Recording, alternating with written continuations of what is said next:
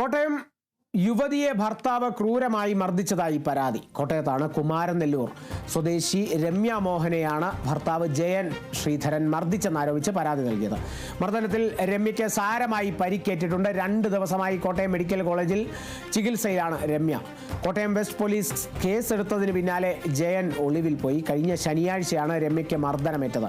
പരിക്കേറ്റ് അവശ നിലയിലാണ് രമ്യയെ മൂത്ത മകൾ കണ്ടെത്തിയത്. തുടർന്ന് മകൾ പോലീസിൽ വിവരം അറിയിക്കുകയായിരുന്നു. പോലീസ് എത്തിയാണ് രമ്യയെ മെഡിക്കൽ കോളേജിൽ പ്രവേശിപ്പിച്ചത്. രമ്യയുടെ മുഖത്തും ശരീരത്തിലും ആഴത്തിലുള്ള മുറിവുകളുണ്ട്. കണ്ണിന് പരിക്കേറ്റ് കാഴ്ച മങ്ങിയെന്നും പറയുന്നു.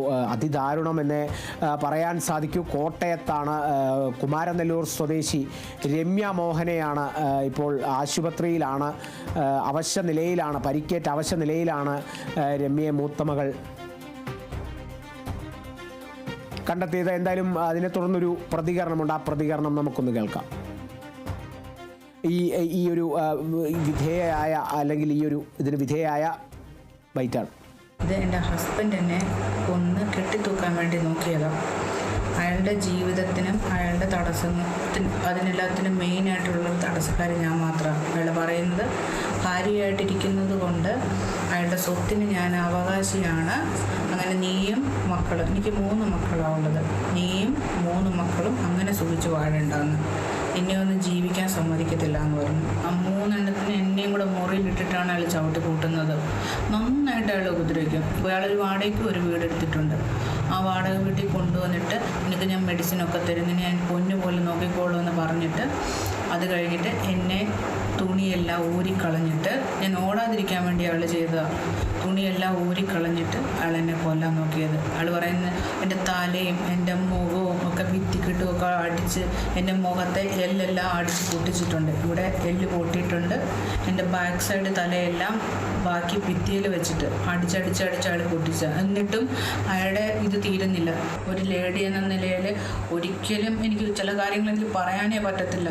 അയാൾ ഒരു ചപ്പാത്തിക്കോലും എടുത്തുകൊണ്ട് വന്ന് ഒരു പെപ്പർ സ്പ്രേയുടെ ഒരു ബോട്ടിലും കൂടെ എടുത്തുകൊണ്ട് വന്ന്, അത് എനിക്ക് പുറമേ പറയാൻ പറ്റത്തില്ല അയാൾ എവിടെയാണ് അത് സ്പ്രേ ചെയ്യാൻ വരുന്നതെന്ന്. അതിനുവേണ്ടി അയാൾ ശ്രമിക്കുമ്പോഴാണ് പുറത്തെ ഡോറിൻ്റെ അവിടെ കൊട്ട് കേൾക്കുകയും ഞാൻ രക്ഷപ്പെടാനുള്ളൊരു സാഹചര്യം എനിക്ക് ഉണ്ടാവുകയും ചെയ്യുന്നത്.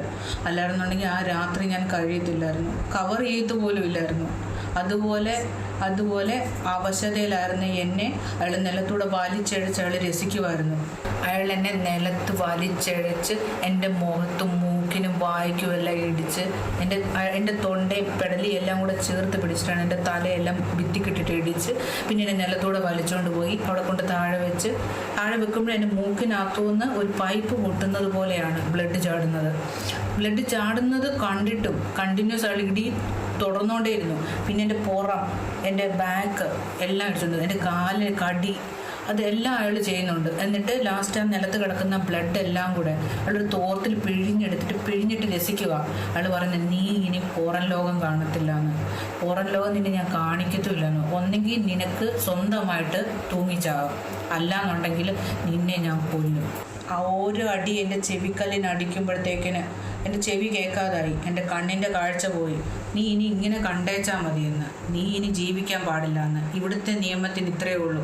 ഒരുപാട് പെണ്ണുങ്ങൾ കേസ് കൊടുക്കുന്ന കള്ളക്കേസാണെന്ന് നാട്ടിലെല്ലാം പ്രചരിക്കുന്നുണ്ട്. അതിനകത്ത് നിൻ്റെ ഒരു കേസ് ഒതുങ്ങി തീരത്തേ ഉള്ളൂ. അയാളുടെ പൈസയ്ക്ക് മേളിൽ ഈ ഇന്ത്യയിലെ നിയമത്തിന് ഒന്നും ചെയ്യാൻ പറ്റത്തില്ല എന്നുള്ള ഭീഷണിയിലാണ് അയാളിപ്പോൾ ഇരിക്കുന്നത്.